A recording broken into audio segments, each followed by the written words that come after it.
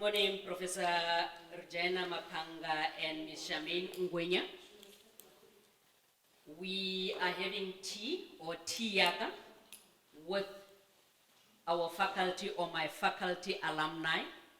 You are from the Faculty of Science and Agriculture. And with me will be Miriam Maboja, the chairperson of the SRC Gender Health and Wellness. She will give us a short introduction of today's event.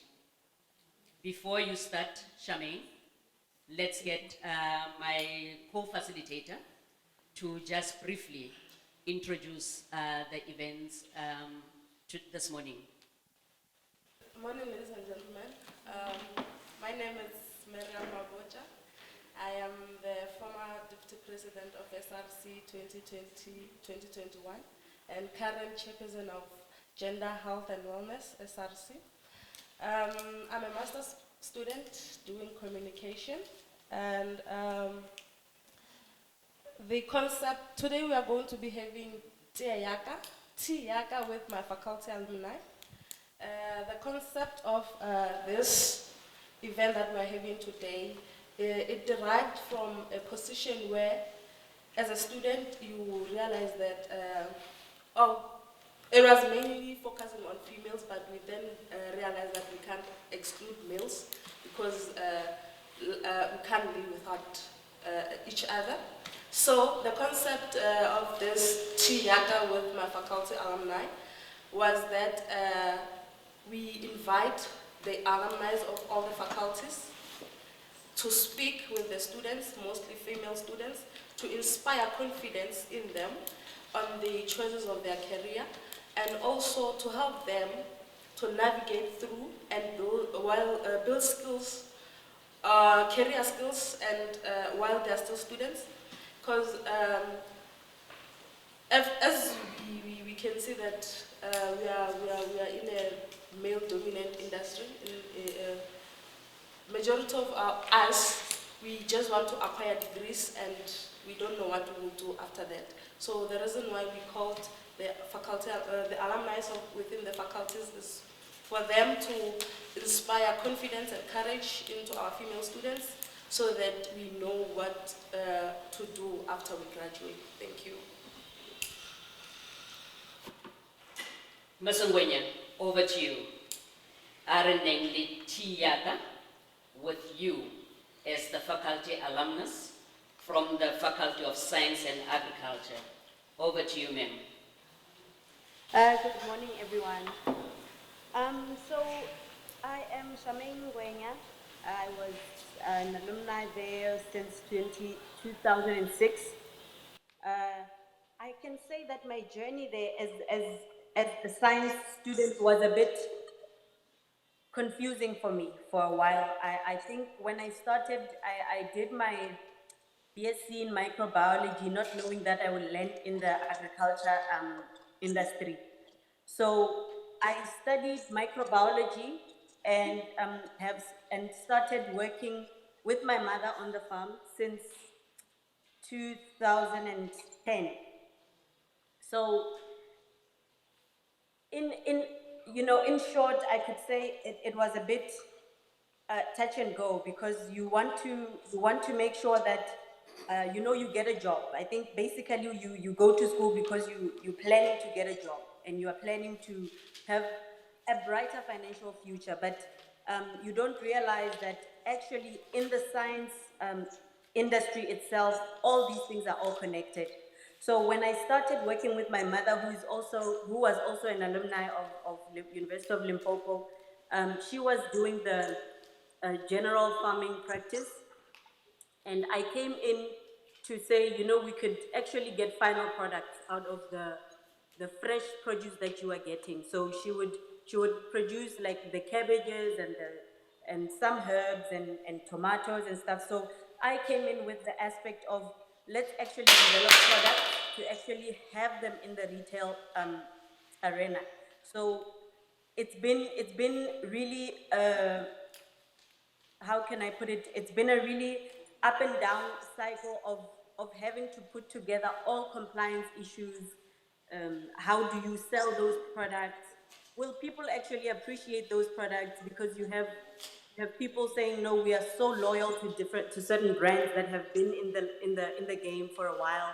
So you end up having those kind of struggles. But it has been quite a journey, and it has been quite a privilege for me, because I had background of my mother supporting me to say, we can work together in this. And I think that is the biggest challenge that as women or even youth we experience, because you never actually have that somebody who's going to walk with you in that industry that you're in. It's always a competition. It's always who's going to get there first, and it's always are you good enough, or will you be able to give something better than everybody else? So for me it was a bit of a privilege, because I had that support from my mother as my mentor and as my boss at the time. Right now, she has moved into something else altogether.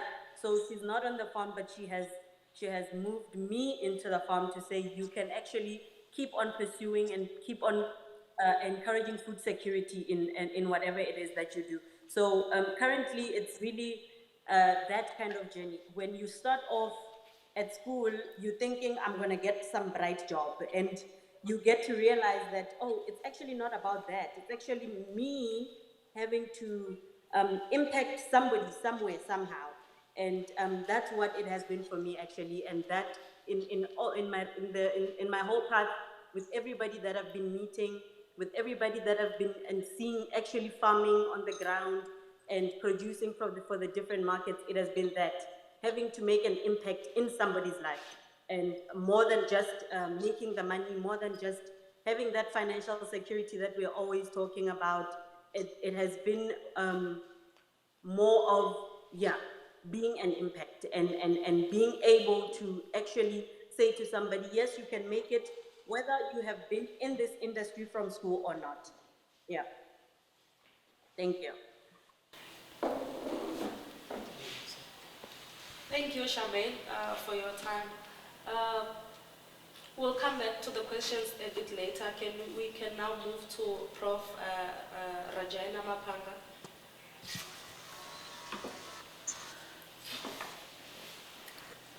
Good morning, everybody. Good morning, students and the male students who are there.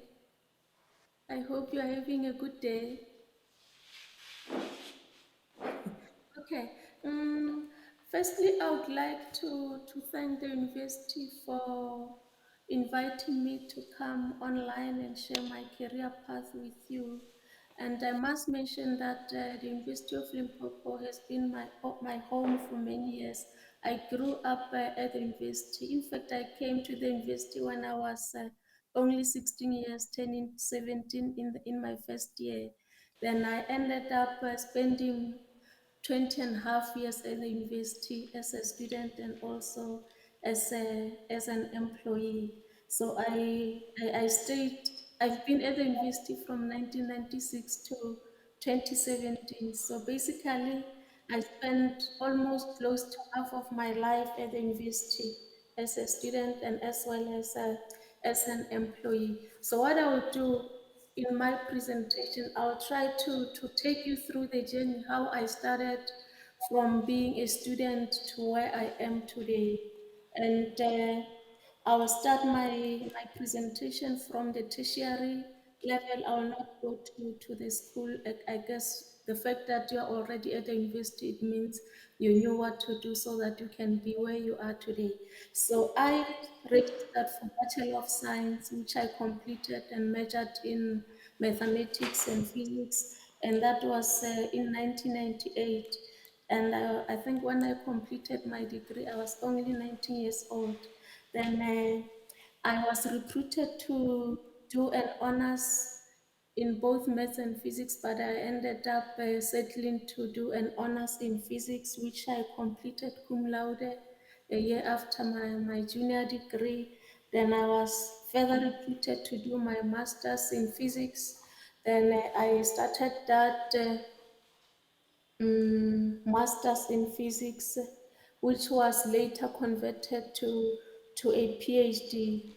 And during my master's and PhD studies, I was privileged to get opportunities to visit a number of universities in the UK.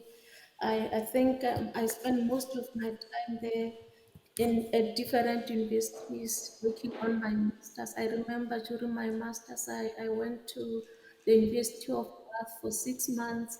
Then I later went to University of Kent, which I think I stayed for 3 months. Then I also got an opportunity to do experiments at one of the most prominent research facilities for doing synchrotron radiation experiments. So I got an opportunity to do some of my experiments at the Darisbury Laboratory in Warrington. So that was for my master's. Then during my PhD, I spent, I think, I went to University of Cranfield University for 6 months, I think twice. So I spent close to a year at Cranfield University working on my PhD. Then I just wanted to highlight these opportunities because they contributed to my career path.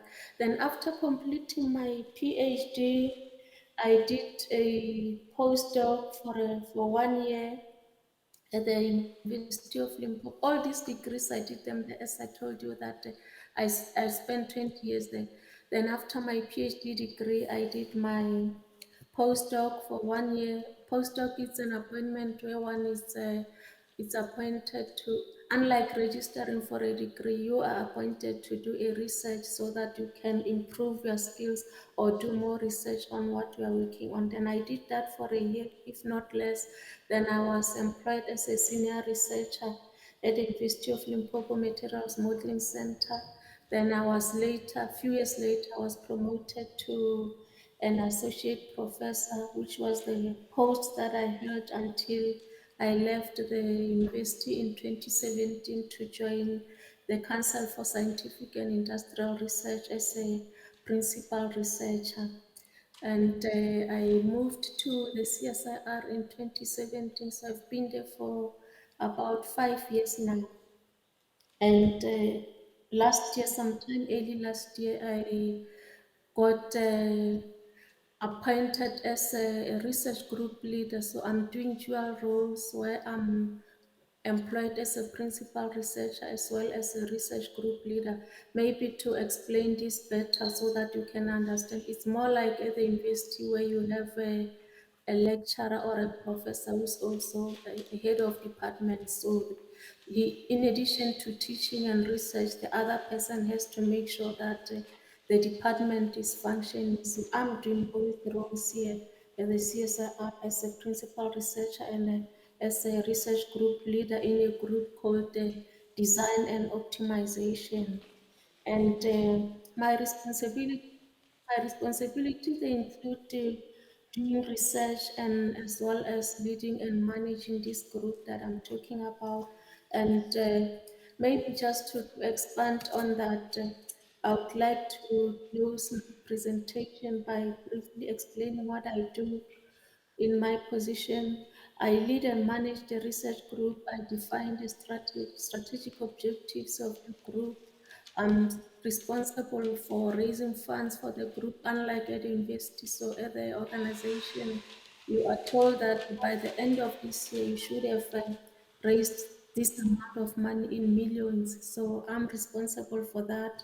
Then I do research, and maybe to expand briefly on the research that I do, I'm trained as a physicist, so my specialty was on computational modeling of materials when I was still at UL, but after I moved to the CSIR, I joined a diverse group where we've got scientists such as your material scientists, physicists, and engineers working together.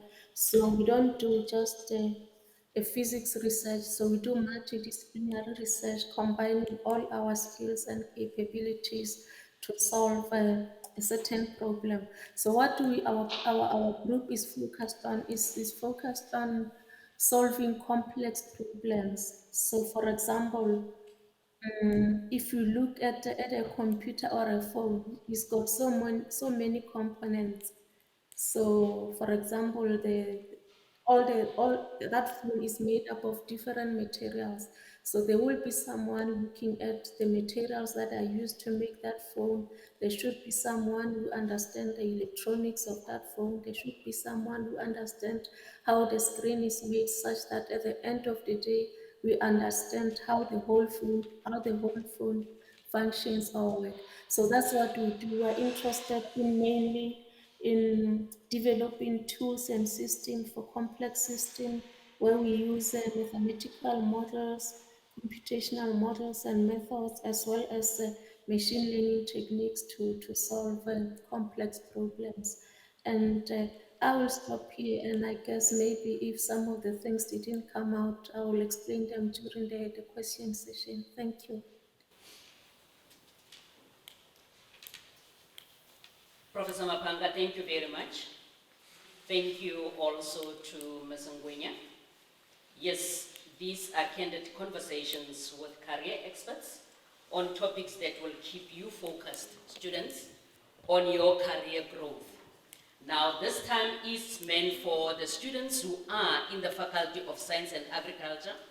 They are from the School of Agriculture and Environmental Sciences.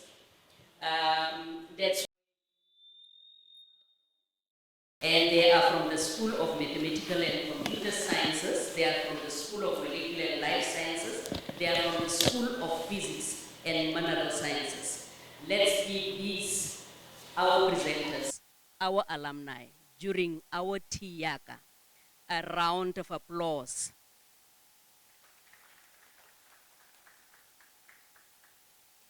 Your stories are stories that can build these students, these current students who are trying to follow in your footsteps. From today henceforth, you should know that you are becoming role models of these students. Any question from any of the students?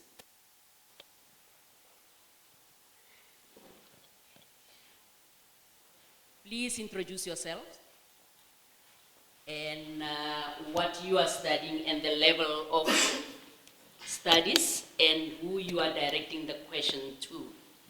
Thank you. Or the comment. Okay, my name is Kidiboni Puka. I'm currently a third-year student in physical and mineral science faculty. I'm doing BSc in physical science. My question is directed to Prof Mapanga. She said something about doing radiation. I didn't really get what was it, honors or masters, and which bursaries did she get fund from? And also on the materials scientist, I heard her saying something about material science. So I want to know, what does it take after getting the degree under physics or physics and maths or physics and chemistry? What does it take to become a material scientist? Thank you, ma'am. We will, Prof and Ms. Ngwenya, please let's give 3 to 4 students, 2 each, to ask you questions and then you'll answer. Each one of you will answer after that. Is it okay with you? Thank you very much. It's okay, but I did not hear some of the some part of the question. So will it be possible to summarize the question so that we can get what the speaker was saying? Okay, let her repeat the question because she has a series of questions related to how you fared through the degree that she's also studying at this point in time. Okay, my first question is that she said something about doing honors in radiation, or was it masters? I didn't get clearly, but I want to know the kind of bursaries that she applied to, or the kind of bursaries that were funding her. And also she said something about material scientist. I want to know, what does it take to become a material scientist, from getting initial degree in physics or in chemistry or in physics and maths.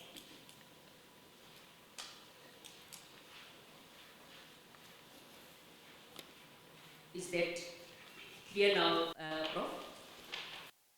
Yes, it's clear. Okay, let's give the second student. We also have some of our male students here with us who are in the fields of physics and agriculture. I mean science and agriculture. Over to you, ma'am. Your name and what you are doing at this point in time and your question or comment. Okay, my name is Makaleng Charity. I'm a master student in doing her final year in animal production. My question is directed to Miss Charmaine. I heard that she spoke about being privileged enough that she was working in a farm with her mother. That's what encouraged her to pursue this career of farming. So my question to her is that from a person who doesn't have an experience or that privilege of a background of farming, you just a student, you're doing animal production, and then you want to venture into animal production so that you can be part of the channel for providing good food security for everyone else. How do you or how can you encourage someone like me with no experience or background in farming to pursue into a farming whereby you end up producing so that you can be the part of a food security chain? Thank you. Ms. Ngwenya, did you get that? Yes, I got that. Okay, thank you very much. The third question or second question to Ms. Ngwenya, even if they can be three, whatever, and the other one to Professor Mapanga. Over to you, sir. Your name? Good morning. My name is Mahalo Ruben. I'm doing my master's in agricultural management. So I want to ask Ms. Ngwenya, it's a complex question. It's regarding the current state, which is like related to inflation. So I want to ask, like, if the current state, how is it impacting her production? Because as I heard, like, she agriculture. So I want to ask whether, like, the current state, how is it impacting her production?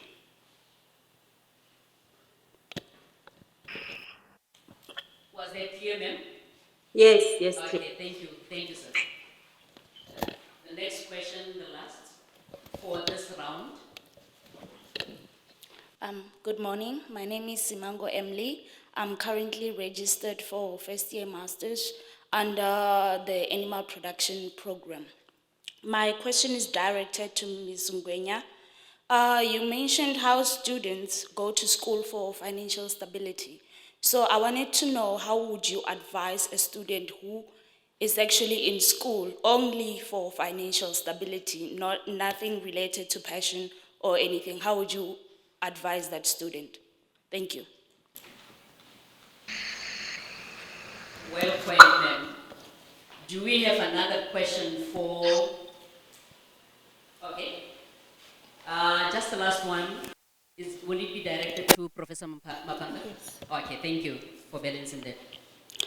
My name is Lerato Nkwana and I'm registered for, I'm doing my third year in plant production. Prof, I would like to know if you would encourage a young person, specifically an undergraduate, to continue with their studies to master's and PhD, or rather go look for a job after completing their degree or honors degree.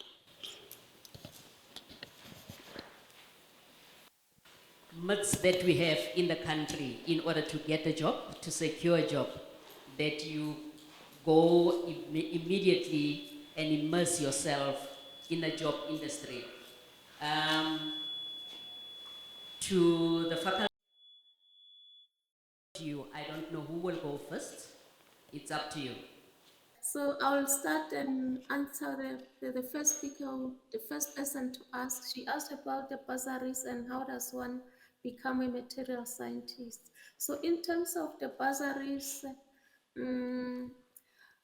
from the third year, I got got a bursary which was coming from the NRF. Then it was called FRD, Foundational Research Development. So it changed to NRF over the years. So those bursaries were mainly coming from our supervisor, Professor Webb. So the researcher will apply for the grant from the NRF. Then once they get that, then they allocate the bursaries to the students. I guess it's the same system that is used today. But then later in my PhDs, I applied for NRF scarce skills bursary. Then I'm not sure if it is, I think today it is called innovation bursary or something. So mainly I was funded by the NRF, and the exchange or the travels that I took, they were also supported by NRF in collaboration with the Royal Society. So there was a program called the UK Royal Society collaboration, where the two countries were collaborating on student exchange, and also the partnership was from my supervisor, Professor Mapanga. So in terms of how does one become a material scientist, there are universities that offer a degree in material science, but I do know that we do not have a material science degree at the University of Limpopo. However, most of the material scientists that I know, they either started as a chemist or physicist. So it has more to do with the research that you do. So if you do a research in materials, you somehow become a material scientist. So you can be in chemistry or in physics, as long as your area of research is focused in materials. I guess I answered your questions. Then the second or the last question that was asked was about whether I would encourage someone to go and find work or continue studying. Mm, Personally, I would advise somebody to at least further your studies. Even if you don't go to PhD, but up to masters. The reason being that I'm sure you are all aware that when you completed grade 12, there were, is it about over 100,000 matriculants? Then when you go to your degree, maybe in your third year, you find that there are 200 of you completing your BSc in physics. Then in honors is 10, 15, then in masters 3. I'm talking from one institution. But overall, there are many graduates out there, as we know that as a country we're struggling with unemployment. So if you only have just one junior degree, and somebody has got a master's, it gives them an advantage compared to you with your junior degree or honors degree. So I would recommend that maybe to increase your chances, yes, do some additional qualifications before you go to find employment. And sometimes you may say that I'm not going to further my studies. Then you spend the next 3-5 years trying to find an employment, and it's not coming up. So I would recommend that you further yours, even if you don't want to be an academic, but just do something that will give you an advantage compared to the other people. I'll stop here.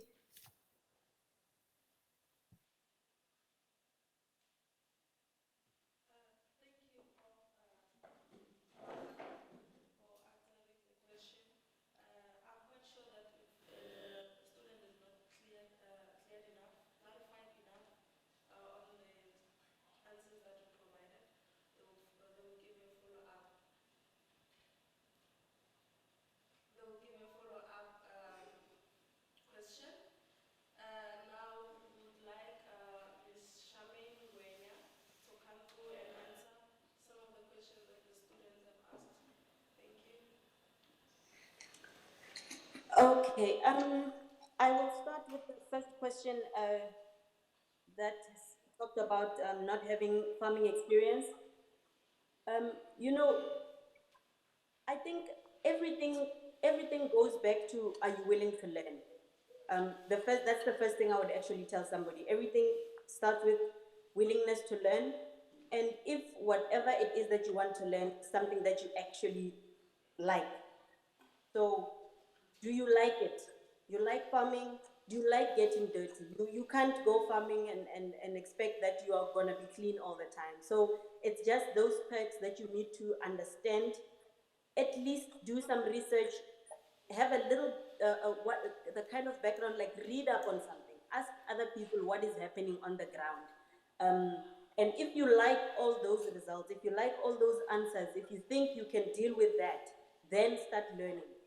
That's where it starts. You can do anything. You can be an economist and actually thrive in farming if you actually like it. So I think that's basically what has pushed me as well to actually thrive in the industry. I wanted to learn more, and the more I did, it opened up my eyes even more. So I wanted to know even further and even further. And so I went out for, I mean, what are these short courses? Um, I would visit other farms, find out how are they making it, what is really working for them and what is not working for them. If I were to go into this, what kind of compliance issues would I have to deal with? How much money would it cost me to deal with those compliance issues? Because every industry has their own compliance issues. So that's what drove me, and I think it's something that needs to drive any individual who wants to go into the farming industry. It's a very, very difficult one, and it's one that has, I think, the most challenges.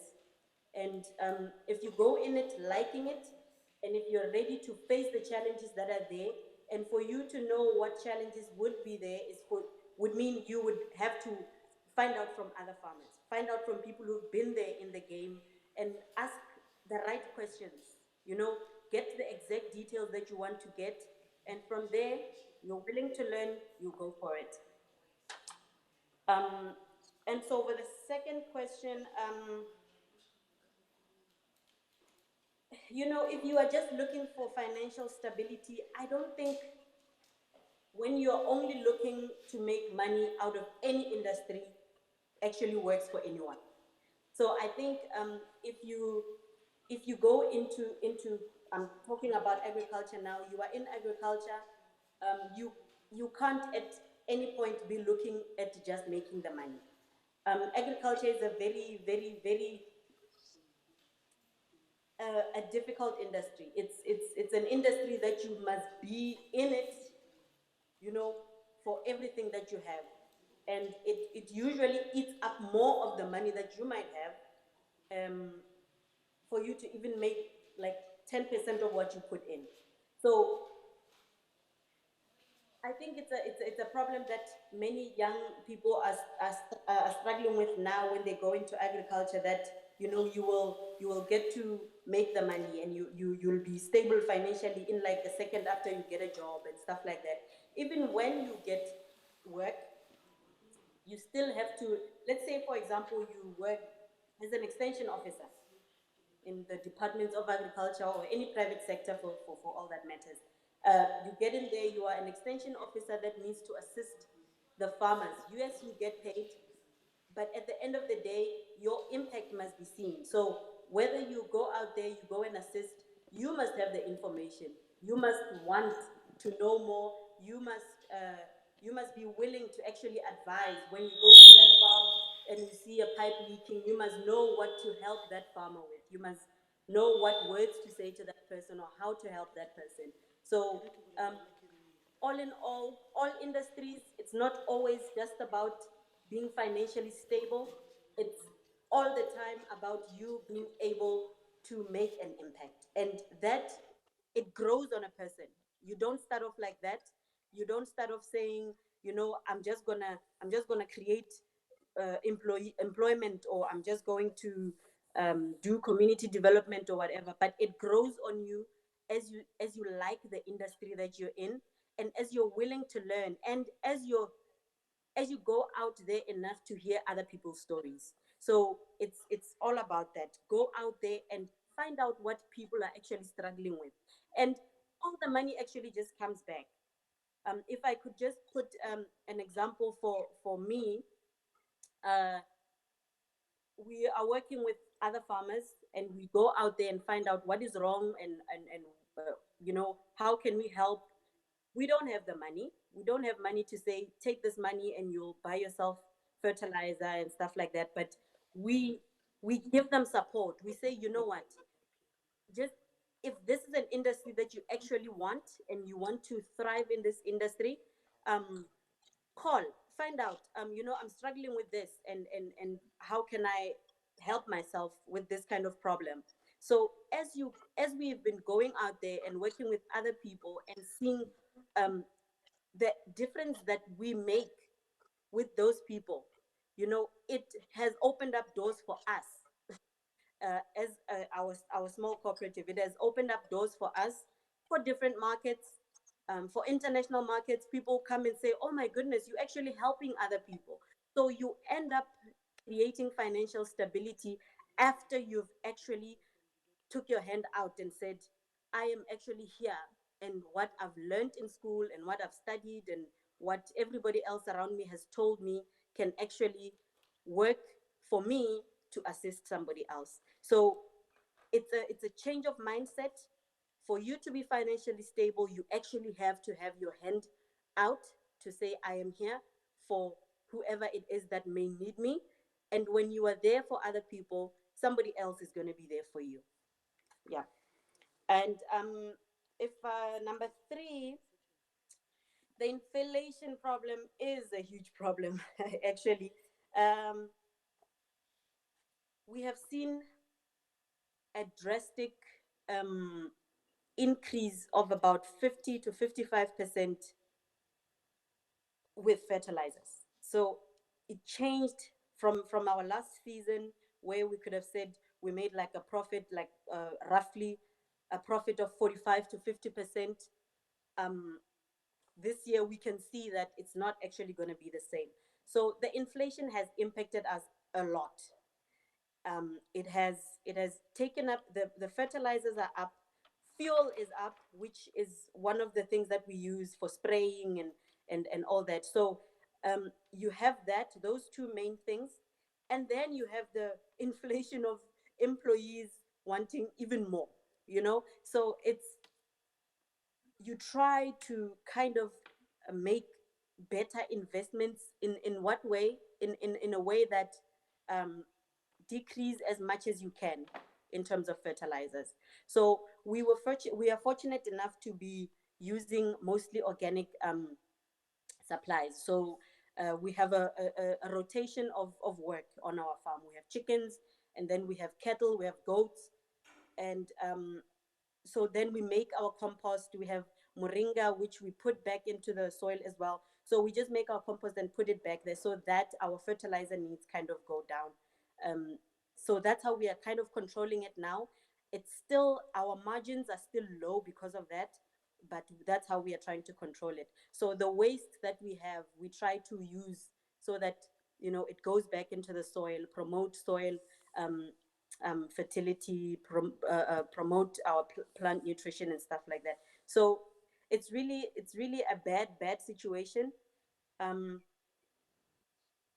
mean, another inflated thing is the like electricity rates right now. So all of those put in one is kind of a big bang on the income. But there are alternatives. Like right now, I spoke about us, reusing waste that we have. That's number one. Number two, we're converting down now to using solar. So it's just trying to use as much alternative energy as possible, and as instead of the synthetic fertilizers, try to use as much organic. And so yeah, we make it because we do it that way, and otherwise I think, yeah, it would be a problem. Thank you.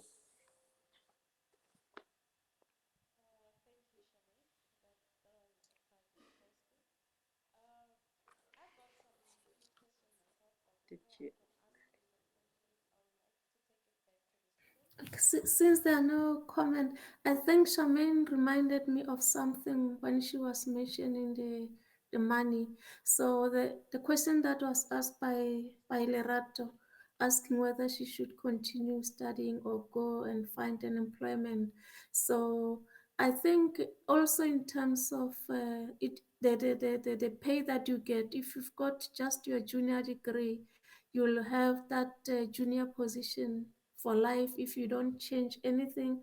But if somebody decide that instead of going to work, I'm going to do my honors, masters, and try to find work after, so they will start with a better pay and have more chances of even growing higher compared to someone who just have a junior degree. So there is financial implication to that, whether you choose to go now or improve or add more to your qualification. So that has an impact, which sometimes can be a lifelong impact. Thank you, Prof Mapanga. As I was saying that I've got few questions myself, but before I can do that, I'll take it back to the students and ask if there is any follow-up or any question that might arise while you are doing the presentation. Any questions?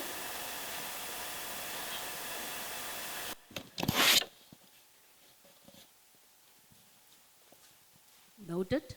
Who's the first, second year, and then third, fourth? Over to you. Morning, everyone. I'm Limpopo. I'm doing my second year in plant protection. I have a very simple question. I wanted to ask if ever you guys offer any Sorry, I internships. cannot hear anything from my side. Can you hear anything, Charmaine? No, I can't. I think it's muted or something.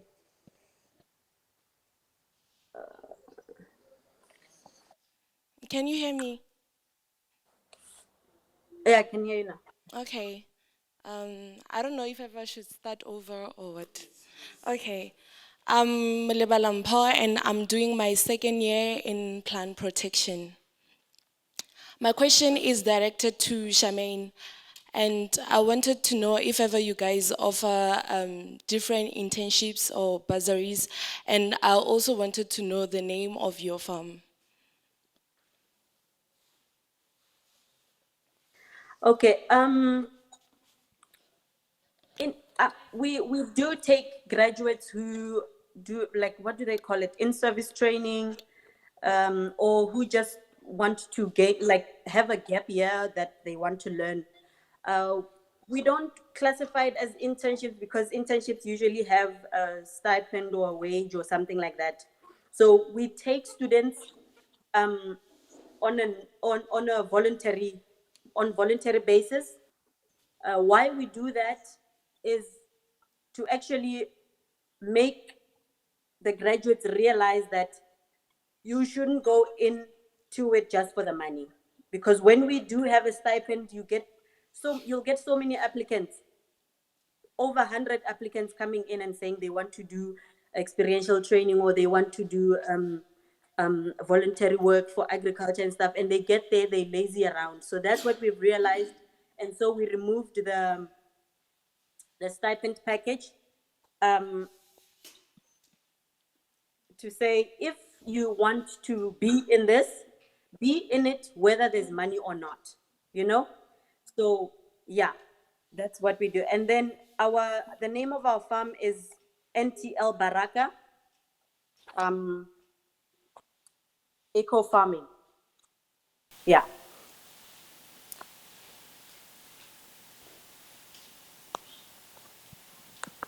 Prof and Ms. Ngwenya, let's take all the questions before you respond. Thank you for your response, Ms. Ngwenya. The second question, the third question, and the fourth question, and tell us who you are directing those to. Do you want to add? Do you want to be? As I want to. The gentleman here. Yes. Okay, you'll be after you. You'll be after the third person. So we'll take 4 questions and then direct and go over to you, Prof Mapanga and Ms. Ngwenya. Thank you. Over to you. My question is directed to Ms. Ngwenya. So,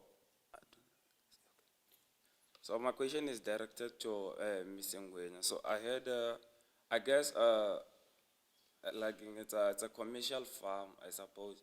So if it's a commercial farm, how are you assisting or supporting the farmers that are beneath you, more like small scale farmers or smallholder farmers? How are you providing them with support? Is it through financial support, or maybe giving them input into their farms? More like if like you have surplus of fertilizers in your farm, do you give back to them, or do you engage with them into this thing of farmer to farmer contact where you share information, or how do you support them?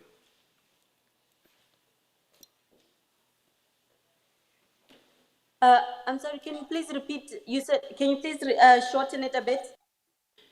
I'm saying, since I suppose you're a commercial, like it's a commercial farm, how are you assisting small scale farmers and or smallholder farmers? Is it through farmer to farmer basis, or what? Just like financial support or guidance, where if like in terms you have surplus of inputs in your farm, do you hand them over to small scale farmers or smallholder farmers? Okay. Next question.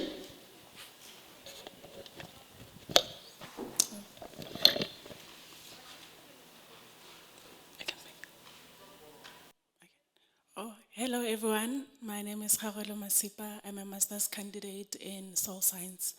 My question is directed to Mrs. Ngwenya. Just on the difficulties you face in agriculture, I want to know that, as someone that is trying to go into farming, like your mom, my mom also wants to go into farming, but I'm a bit discouraged of the challenges that black farmers face in the industry. So I want to know, is there necessary support? Is our department doing enough to sort of encourage black farmers, women in agriculture in general, or will we be looked upon as emotional, hormonal?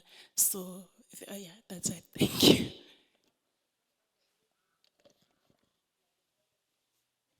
The next question. Here. And the last will be from the gentleman at the back. Thank you again. My question is directed to Ms. Charmaine. Coming to the concept of learning more. Myself, I'm eager to learn. So in this like school system, I'm given 6 months, probably like 5 even, 5 months to learn maybe a certain module or concept or anything of that nature. But I don't think I'm given enough time to learn everything, considering that I love field work. I love going out there, chasing goats, getting dirty and stuff like that. So my question is, how would you advise me to learn more other than being in school?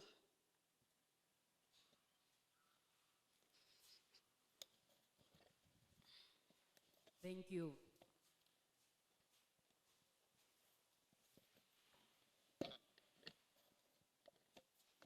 Or you have a question? You can ask.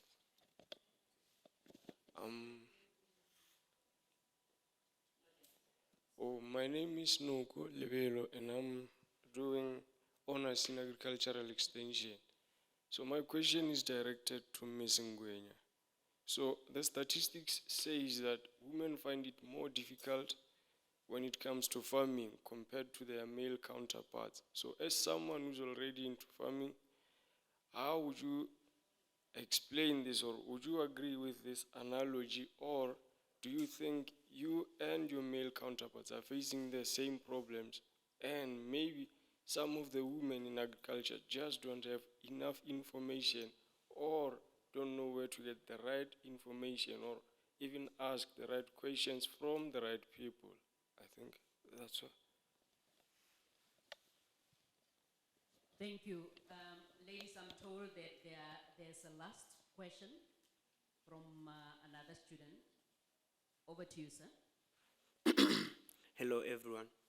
My name is Malega Nathan. I'm doing molecular and I'm studying physiology and biochemistry, final year. My question is directed to both the speakers. First question to Prof. I would like to ask or know more about the movements you did while you were still studying, doing your research. I wanted to know if they were specific to one candidate or it was on your school, everyone was given the opportunity. The second question is directed to Ms. Ngwenya. I want to know if her farm is farming for production or is for selling. Like, after farming, are they making the raw product or they're just selling I can say, yes, the product to the businesses to produce, or they are producing a raw. Yes, thank you. Prof and Mem Ngwenya, those are the questions posed to the both of you. It seems as if, Sis Charmaine, you are very popular this morning. Most of the questions are directed to you. This is TeaYAKA with Sis Charmaine Ngwenya and Professor Mapanga. Thank you. Who is going to go first?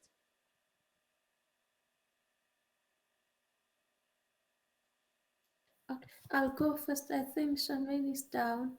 So, look, were you asking whether everybody in the group was given the opportunities to visit the different places? He's saying yes, he's responding yes. Okay. Yes, most of us who were there, I think all of us got those opportunities. We all had the opportunities to travel, but of course it depends on how much money is available. So, but in our case, everybody was given opportunity to travel to different universities in the UK.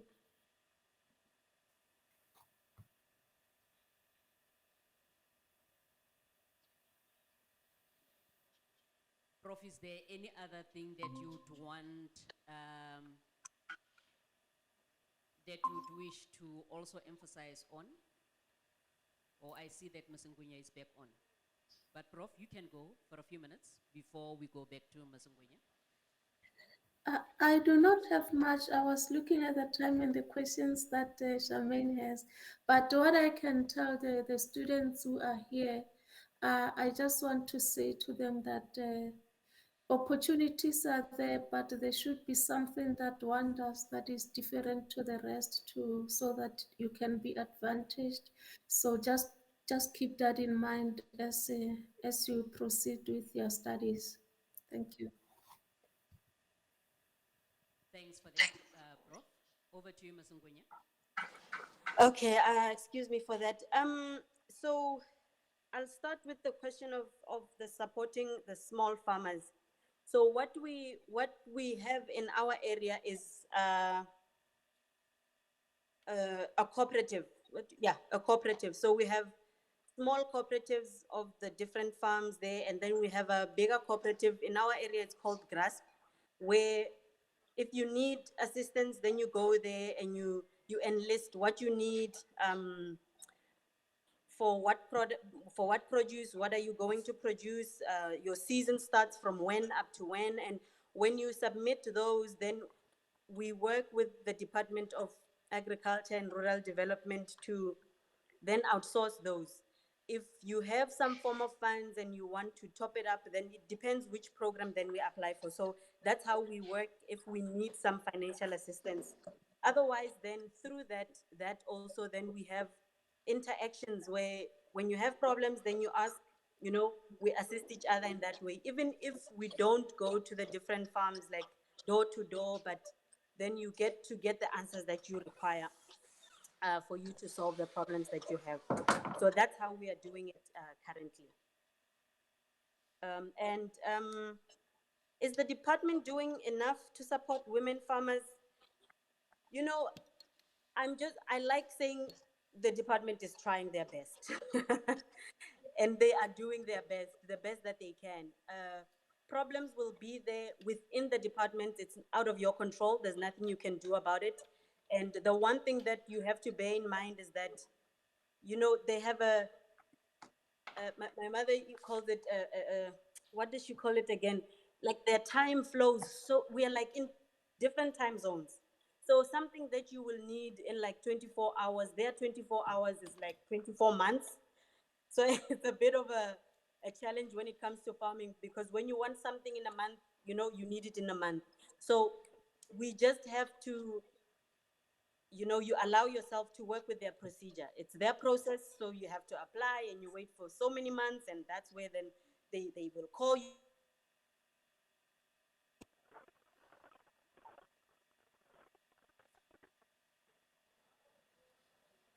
So it's a bit of a, yeah, you try to look at the way they're giving things to you. So yes, they do help. There are different programs that they help through. You just have to know that the time frame that you receive the assistance is not going to be what you actually expect. So even when you do apply for the programs, you need to have, I don't know, somehow that you can actually make money. If you can, if you can borrow from somebody 1,000 rands and get seeds and actually just plant them organically and then sell whatever you can, then reinvest, do that while you are waiting for whatever a program to assist you from the department. So yes, they are doing what they can. Is it enough or not? Implementers from the departments are implementers. We know that, people do different things for their own survivals, but apply. It's going to take time, but when you get it, you will get it. But in the meantime, just do what you can to make sure that you do, um, survive in your farm. And the next one, how would you advise to learn more other than going to school? First of all, school is a very good basis. School gives you, it ripens your mind to be able to think out of the box. It kind of makes you to be able to realize opportunities that may be there, as compared to somebody who didn't go to school. You might see them and they may not, because maybe you can read better, maybe you understand better, maybe you've been exposed to different field trips than the next person. So school is a very good basis to actually make good decisions in life, in business, and everything that you do. So other than that, like for us at the farm, we have like a 12 months program. You have to be on the farm for 12 months before you say you actually know anything. Because in the 12 months, you'll get to see the different changes in the different seasons. You'll be able to see the fruits thrive. If it's a winter crop, the fruits thrive. If it's a summer crop, you'll be able to see from season to season the changes that are there. So if you are to do some form of volunteer work or experiential training, it has to be at least 12 months so that you are exposed to the different seasons, the rainy seasons, the very hot seasons. Then you can see what are the exact challenges, because it's not just the money, it's also the different what do they call those pests that you're going to experience in the different seasons. So minimum of 12 months on a farm, I think it would actually give you a further understanding than actually being on the book for 3 years and not actually seeing what is happening on the field. The stats of men versus women, you know, that will always be a challenge everywhere. It's not that women farmers are not making it. Actually, there's just that challenge of, okay, I'm a woman, I have kids, I have a husband, I have a family to actually run, and it's a business altogether on its own, because you need to manage the finances in that home, you need to manage the kids, you need to manage that husband, you need to, all these things that you need to manage in your home, and then you need to manage your farm, which is even double the workload. So it becomes easier for men to actually farm and make and get good returns, because that is just, if I could say, literally all that they will do. And he will go to the farm, he will farm, get produce. When he comes back home, there'll always be food there for him. I mean, there'll always be water run for him so that he can bath or whatever like this. So it's a lot of things that go into it. So as a woman, you always have to put in extra time. You have to be up earlier so that everything else at home can be ready before you can actually start with your work. So it's not that women are not making it, it's just a little harder for the women to achieve what the men are achieving, you know. So that's just the problem that's there. So I agree, and I have some reservation as well. I agree that men are making it better. You go to these conferences, agricultural conferences, you will find big men who have been there in the game and who have been making it, but they come there and they have these support systems, and you will be surprised that their support systems are their wives or their female partners or stuff like that. So they are making it. It is true, the stat is true, they are making it, but they have a better support than the woman who goes and tries to make it. You won't find that woman coming to that conference with the support of a male there. Unfortunately, it happens, but it's so rare. So the stat is true, yes. But women are making it. We just have to put in extra time. The graduates that are females there, it's not like you are in competition with the male. Just put in extra time, just go the extra mile so that you can make it as much as the other male is making it. And the farming for production or selling, well, we sell different products. So we sell the fresh produce, we sell to spa. We like to produce, if I can, we call them niche products. So we like to sell fresh produce that are products that are, if I could say, a little bit expensive. It's, you'll find, what are those tomatoes? Table tomatoes everywhere on the road. You find on the markets on the road, people are selling them. You know, we use them a lot in all our homes. But you won't find on the streets those cherry tomatoes or plum tomatoes or the yellow tomatoes or black tomatoes and stuff like that. So those are the ones that we're doing to send to our market. And that's where we sell the fresh produce. We will, once in a while, if we have hawkers and stuff who request, we will then plant for them like butternuts or beetroot. Some of our local guys will ask that we plant for them. So we'll do that. We'll plant the table tomatoes for them. But our biggest market for that is for our produce is for the niche products. That's where we sell. And also we have finished products from herbs and moringa, where we do, then we have teas, we have kombucha, you know, and then we sell the powders to people who make pills, who make baby foods and stuff like that. So then those we sell as final products. And yeah, so we have both angles. We sell fresh goods and we sell finished goods. Thank you. Charmaine, thank you for that. Any parting words? We have come to the end of our program. I think Professor Mapanga gave us her parting words before she gave you time to speak.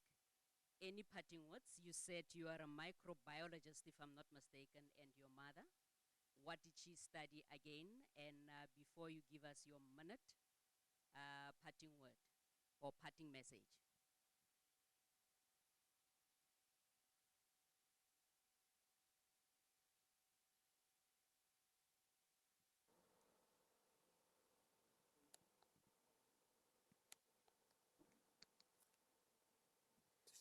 I didn't get that. Any parting words from you? I think you said you are a microbiologist and your mom did agriculture, if I'm not mistaken. Just reintroduce yourselves and give us a minute parting message for the students who are here.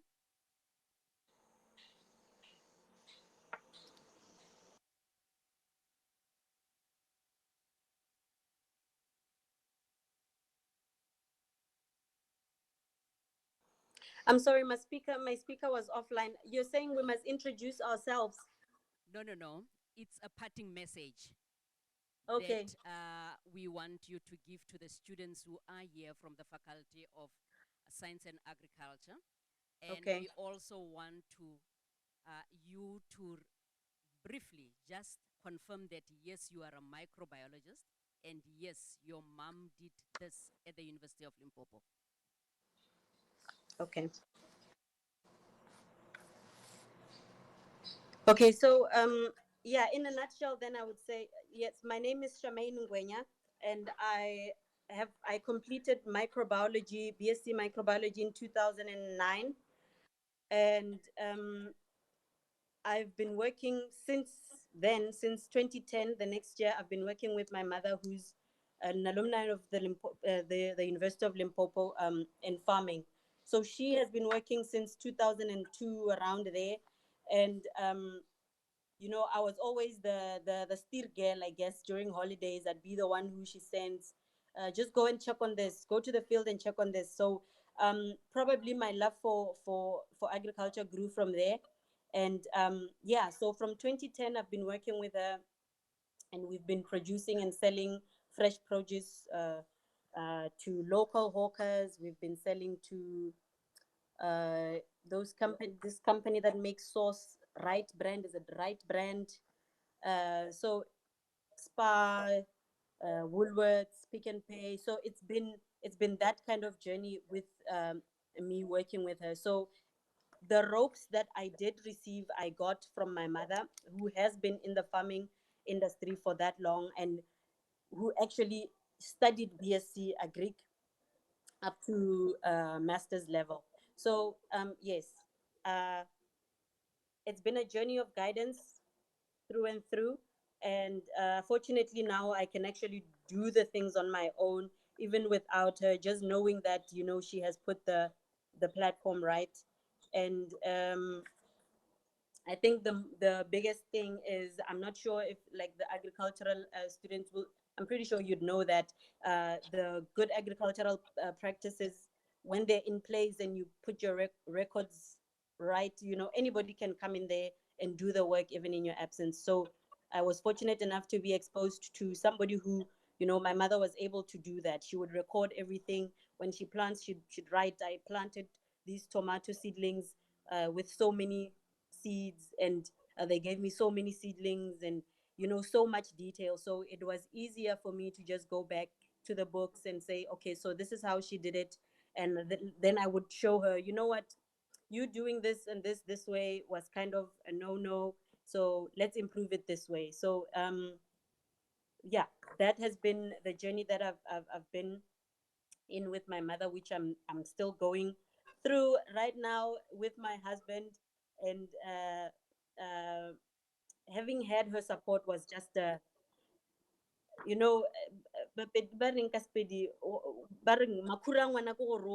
so you when you grow up, you are just sent everywhere. And when you when you obey, when you are obedient, you don't know what you're learning in that obedience. So it was a great honor for me to work with her, having background of the university, and me having the background in the university as well, and also working with the university hand in hand. You know, we would test our products with the university, get the shelf lives and stuff like that. So it has really been a very great relationship that we've had with the institution and us as the business people. So yeah, I'm grateful for that. Thank you very much. Charmaine, thank you. Prof Mapanga, I guess you are good.